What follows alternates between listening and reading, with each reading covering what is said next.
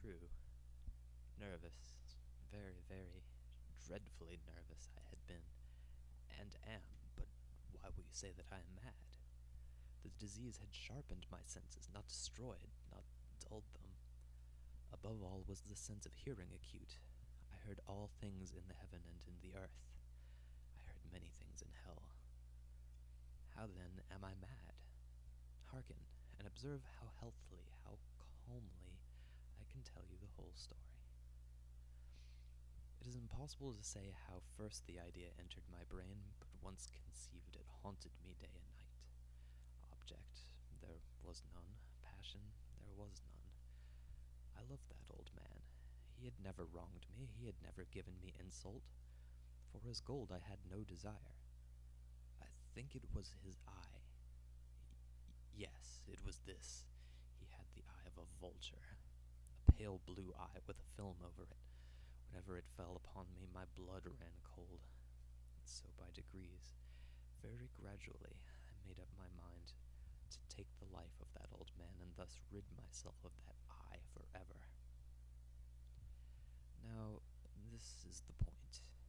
You fancy me mad. Madmen know nothing.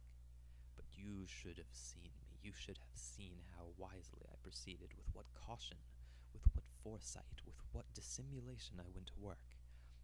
I was never kinder to the old man than during the whole week before I killed him.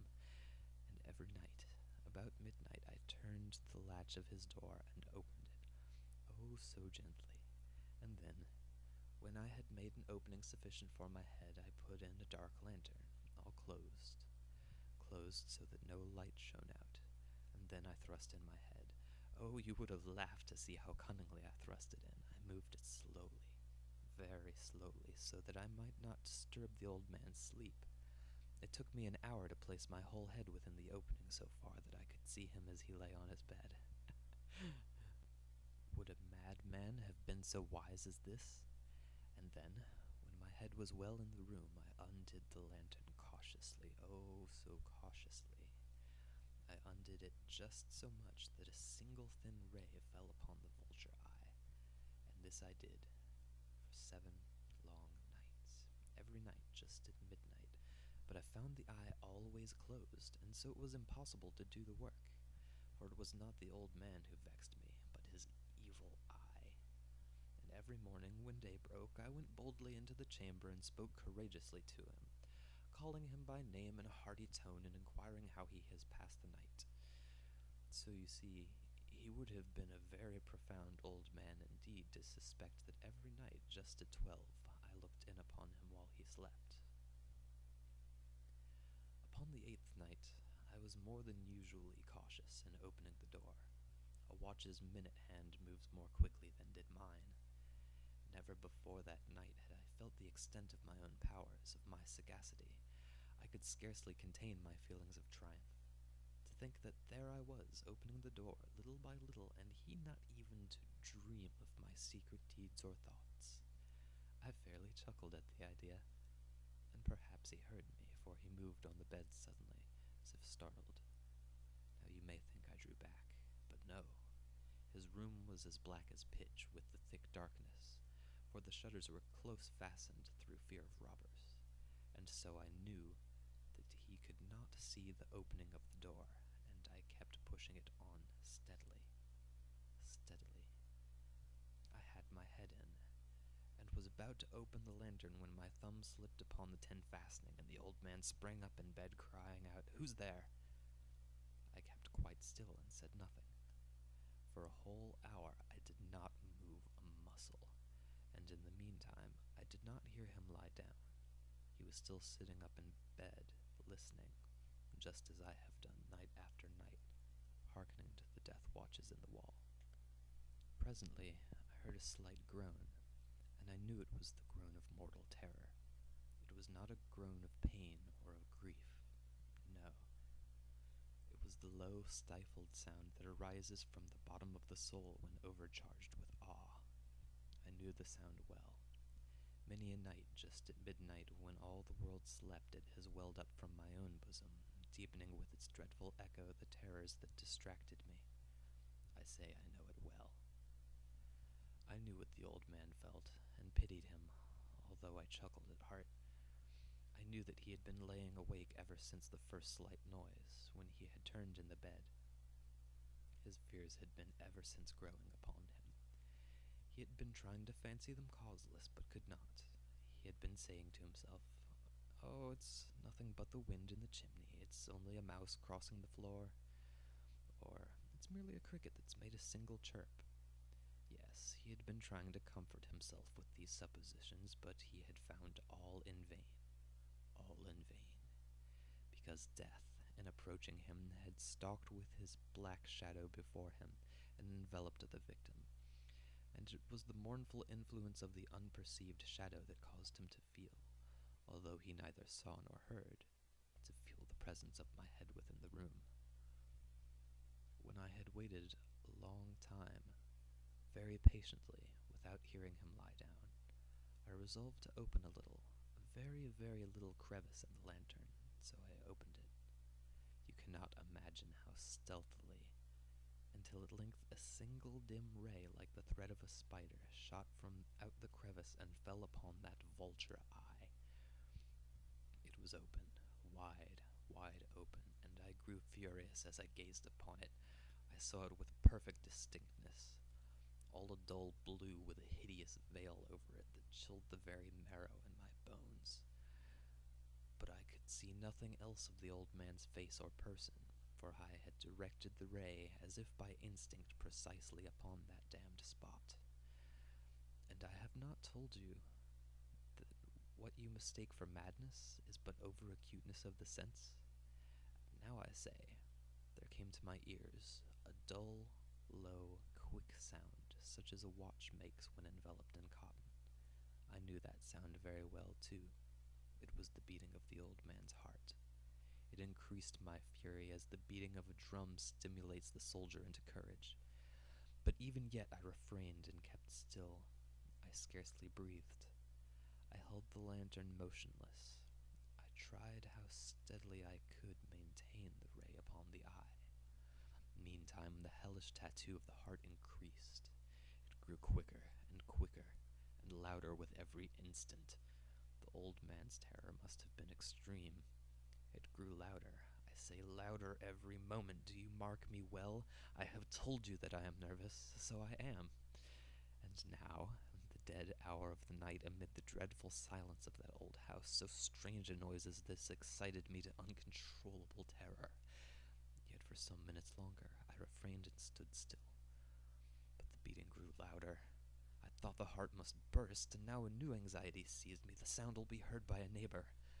The old man's hour had come. With a loud yell, I threw open the lantern and leaped into the room. He shrieked once only. In an instant I dragged him to the floor and pulled the heavy bed over him. I then smiled gaily to find the deed so far done. But for many minutes the heart beat on with a muffled sound. This, however, did not vex me. It would not be heard through the wall. At length it ceased. The old man was dead. I removed the bed and examined the corpse. Yes, he was stone dead. I placed my hand upon the heart and held it there many minutes. There was no pulsation. He was dead.